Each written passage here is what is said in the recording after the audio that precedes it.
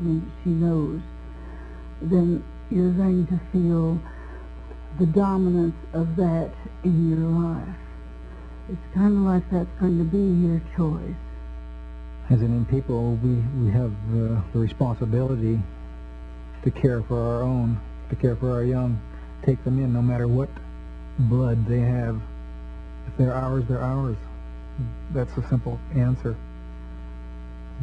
You can't say, you aren't enough of me, so find your own way. That's not what it's all about. We brought them into this world.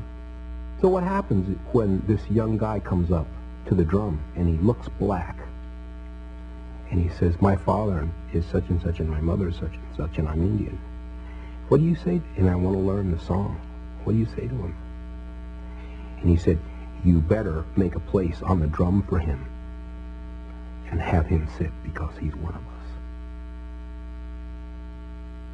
My mother was only half Apache, but that's always, I've never felt like I was anything but Apache. We've always, because my father was always singing and always teaching us about Apache, so I felt like we were Apaches, and that's all we were.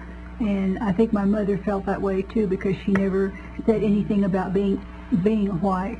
It was always Apache. Everything she did. She made dresses and she beaded and made purses and all kinds of things, and she made those, and they were Apache. And that's what she wanted to teach us, to dance Apache, to sing Apache. And that's what I'd like to give to my children, to help them to realize that they're Apache. And one of the things we went to was something in Oklahoma, and there were all these people in their minks, and their tuxedos and their formals and everything. And my daughter asked me, she said, Mama, how do you feel? You're wearing an Apache dress, and all these other people are all dressed up. I said, I feel like I'm the most beautiful person here. I said, because I'm Apache. And that's the way I feel.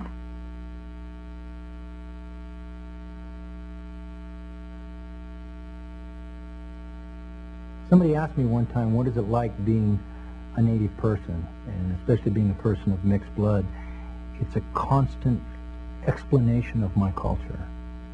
I mean, I'm totally amazed at how much the non-Indian population knows about my existence.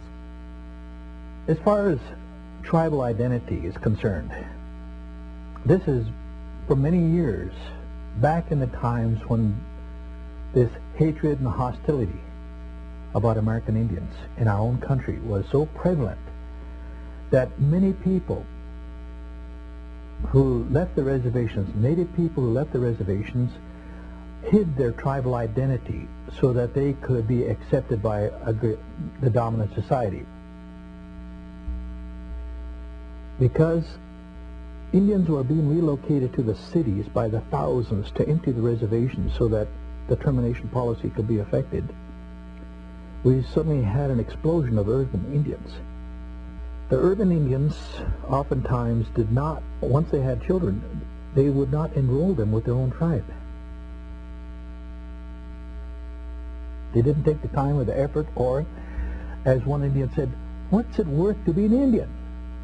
In the 1950s, the federal government instituted yet another new Indian policy known as termination. The purpose of this policy? To eliminate tribal governments and tribal lands, along with any vestige of tribal identity, so that the Red Nation would become part of America's great melting pot.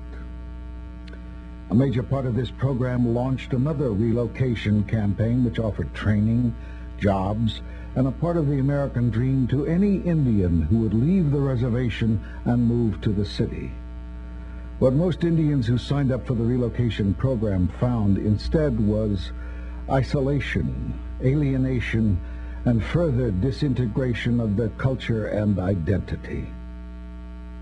And so this policy became one more chapter of the American Holocaust.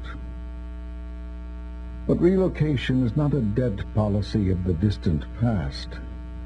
It is an active policy of the present day.